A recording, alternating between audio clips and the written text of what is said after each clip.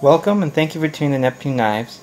To all of our friends, new viewers, and subscribers, many may not know that me and Mel, when we first started our interest into YouTube, it was based on finding answers for disaster preparation. And right now, most of our vids have been focusing on knives, but in reality, the purpose of the knife for us is to help us survive. And so this video has been requested by quite a few individuals, and we're very happy to finally be able to put this video series together, and we hope that you enjoy and find it very informational. Now, this initial first video will be talking about theory, of course, a discussion on some of the general ideas and some kind of funny rules that we came up with that we feel, in our experience, are things that perhaps people have missed and should consider. Now, first thing is the psychology of when a disaster hits and what happens to people. There's this theory called Maslow's hierarchy. Maslow was a sociologist who had discovered that people have to have certain needs met in a certain order before they start considering, for example, who they are, what they want to be. And how it kind of works is, first it starts with safety, because you have to first feel like you're safe, and then would come food and shelter. Once you're fed, then would come how do what you might want to say. Then that's when you can reflect on life. You could say you want to make friends, you want to become socially accepted. And once someone has food, shelter, safety, friends, then those individuals, they basically have everything. All they need to now do is figure out their destiny. And that's Maslow's hierarchy. He had theorized this. And if you research into this, I thought maybe I'll do a video on this, but when they had the floods in Louisiana, and they had all the people take refuge in the convention center, news reporters would cover it day to day. And as each one of the initial first problem was everyone was afraid of their safety. There was attacks, there was rapes, there was other things like that. And next came, once that was established, the reporters would interview these people, and the next thing was they were talking about food and shelter, and the hygiene and water and all those things. So it's very real theory that applies. And you can see people break down in this way. And that's the key thing to realize is if some kind of disaster does occur, perhaps the number one most thing you're going to have to consider being prepared for is other people not being prepared. And what to do around those people and how they will be deteriorating mentally in these situations. So it's a very serious subject, but the key thing to remember is first should primarily be your safety, and then next thing is food and shelter. And that's primarily what you try to get with these survival kits. And most survival kits have the golden rule of only being meant to last you for the first 72 hours. The first 3 days are crucial to your survival because no kit can last you for months necessarily. I mean, unless you're very trained and you have an area where you can find resources and you decide to basically settle down in that spot.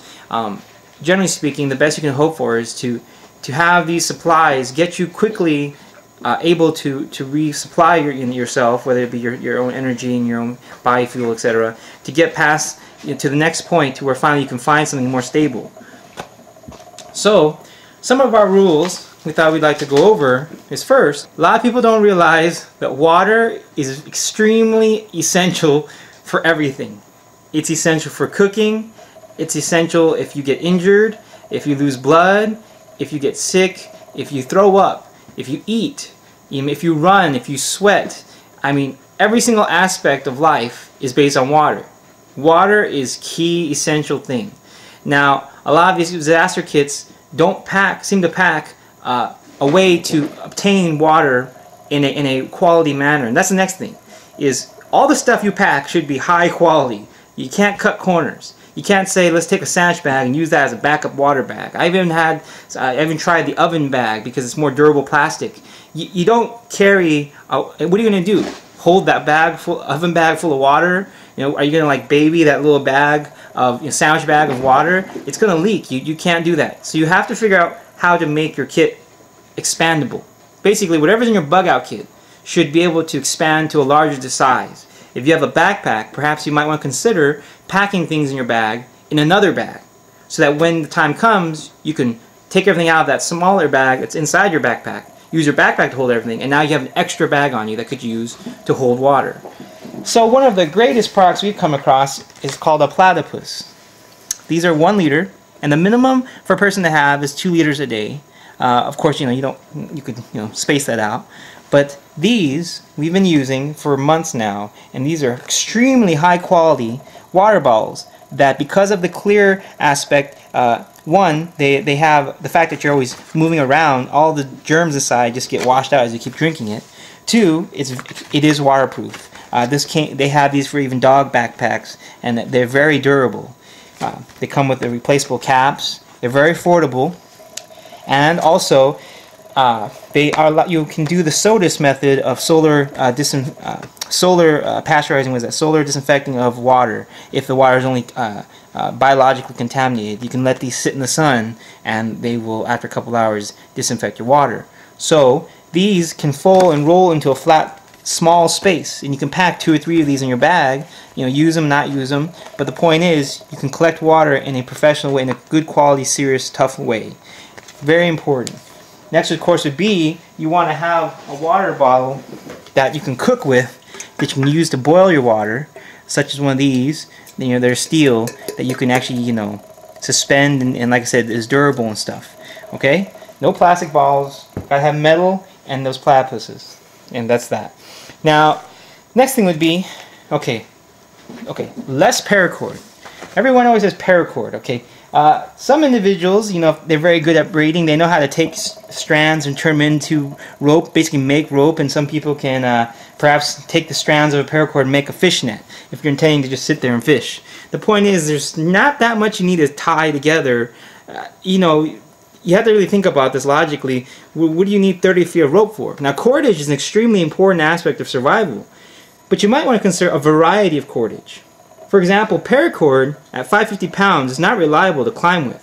And in all my rock climbing experience, there's not a single person who will say, oh, they trust their life to paracord. And I've tried climbing paracord, and unless you have some device or glove in your hand to hold it, it is extremely painful and hard to hold paracord. And it stretches. It's just not very believable. It seems a little risky. 550 pounds of static weight, not moving weight. So if you make a sudden jerk or drop, and depending on your body weight, it'll snap. And so you might want to consider upping the paracord to a stronger type of cord. Also then, people use sewing thread. They might want to consider spider wire. Looks like this. Spider wire can rake up to 130 pounds of wire. It looks like this, coated with some kind of fancy Dyneema, world's strongest fiber, Teflon coated. But these little individual strands you could use to repair your clothing or do stitches, but they can go up to 130 pounds. Now, I use the 80 pound because the 130 pound gets a little bit too thick for me to want to use on myself. But regardless, spider wire. And last thing is rebar tire wire, something you get at Home Depot, the actual metal wire. Because then when you have to use it for possibly cooking, you have a wire that you can use, or you can create a little stick to put in over the fire your food, or you can build things that can withstand heat and also wear.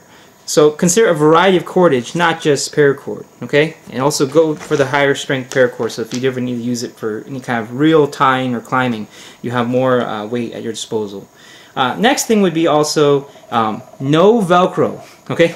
Now imagine a scenario where, for example, this is just an emergency kit that you have at home, and your wife or your daughter is at home, or your kid, and someone breaks in, and your spouse hears these intruders and is in her bedroom, and so is there only one intruder? Is there two? I mean, you could say, well, you have a gun at home. So she goes and grabs a gun. Do they have guns, and is there more than one person? Because, the realistic part is you don't go head on against 3 other people, even if you have a gun, because you don't know if those other 2 people will be shooting at you while you're trying to just shoot one person. It's just not realistic. What would be more realistic is the possibility of you hiding in a room. And when you're hiding, the question is the thing you need perhaps inside a pocket? And if it is, and then you go to get it out of the pocket and you hear this noise, that doesn't help.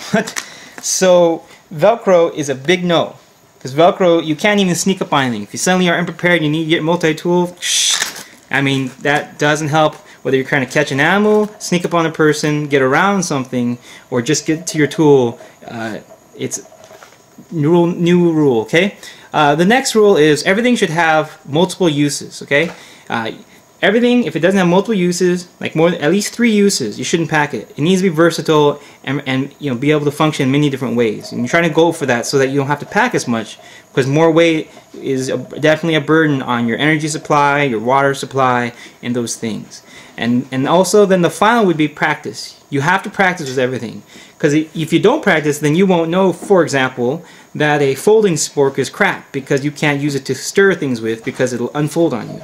You know, or you won't know that, you know, you need, for example, bandages that you need a layer that to apply underneath the band-aid that you put over, so that when you take the band-aid off, your skin doesn't get torn off, the scab doesn't get torn off.